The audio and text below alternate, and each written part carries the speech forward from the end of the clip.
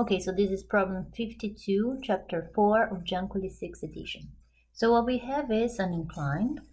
So let's make the drawing here of this inclined. And somewhere here we have a box. Okay. We have the angle of this incline. And the angle for me, let's say, is 22. Okay, so I have this theta 22. What else is given to us? Well, they give us the coefficient of kinetic friction. So we know there is motion there just by reading it. And the coefficient of kinetic friction in my case is 0.12. Okay? And then comes the question. The first question is, what is the acceleration of this box? Okay, so this is part A. What is the acceleration of this box? As it moves, it slides down along this plane. Okay, so let's write all the forces in this box. First force is, of course, the weight mg. Okay. What else do we have? Well, this box is touching the surface, so there is contact. There is normal force, and normal force is perpendicular to the surface, so I'm going to make it here perpendicular to the surface. Okay. What else? Well, this box is going to slide down, and it's going to slide down because of weight, because of gravity. So it's going to slide down, and there is resistance against that. There is friction trying to hold it, trying to resist this motion. So friction is parallel to the surface and against the motion. So friction is here, and it's kinetic kind of friction because there is motion. Okay, so these are all the forces involved. Now, to solve this problem, we need to choose a reference frame, and the problem is nice. It already gives a drawing with a very convenient reference frame.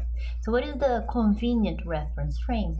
Is the one where one of the axes is along the motion. It's along the acceleration, because then we do not need to decompose the acceleration. Okay, so the very convenient frame is this one along the direction of the motion. So this is my x-axis, and perpendicular to that I have my y-axis.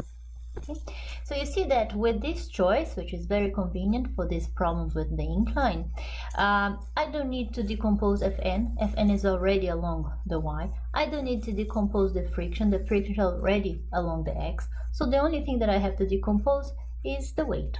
Okay. Now, to decompose the weight, I have to think a little bit about triangles here. So let me think about this triangle here.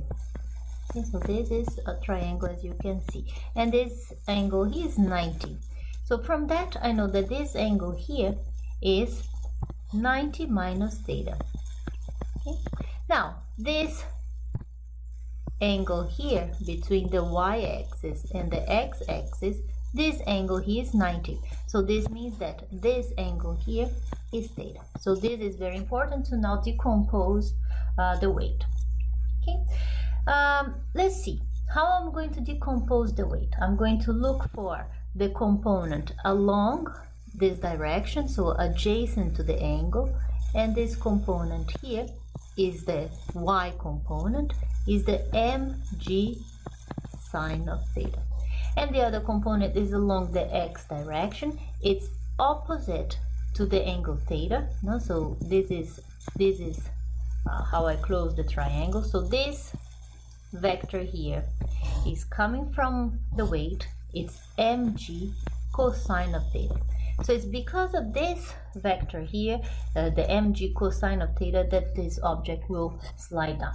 Okay. All right. So I drew all the forces. I decomposed the only one that I had to decompose, and now I'm going to go for Newton's second law. I have to find the acceleration along the x direction. Now I put already this frame conveniently chosen so that my x-axis is along the acceleration. So let me write the equation of motion along the x direction. What do I have? Mg cosine of theta is positive. It's in the positive direction, so mg cosine of theta. The other force that I have here is friction, that force of kinetic friction, because there is motion. So these are all the forces involved. This difference will give me the net force, and I know that the net force will be equal to ma. A here is positive because it's going to slide down along the x direction, along the x-axis. Okay, so I have everything that I need to find the unknown, to find this acceleration. I have the mass, I have g, I have the angle, and then comes the friction force. Well, what is the value of this friction force? Well, I know that the friction force is mu, and this is given to us, is the coefficient of kinetic friction multiplied by the normal force. Okay, so I do have mu. What is missing in this story is the normal force. What am I going to find the normal force? Let me go for the equation in the y direction. That's where the Fn shows up. In the y direction, I have Fn, and opposite to Fn, I have a component of the weight, which is mg sine of theta. In the y direction, there is no motion, so this net force is zero. They balance, they oppose each other, they cancel each other, so the net force along the y is just zero, which means from here that Fn is equal to mg sine of theta. This is what I'm going to put here to try to find the acceleration. Okay, so to find the acceleration now, I have that mg cosine of theta minus mu, and this is given to me. Fn, I just found out, is mg sine of theta, and all this is equal to ma, and a is what we are trying to find. Okay, what can we cancel in this story? Well, the masses. Okay, mass here, mass here, mass here. And now I'm ready to find the acceleration because I have all the information.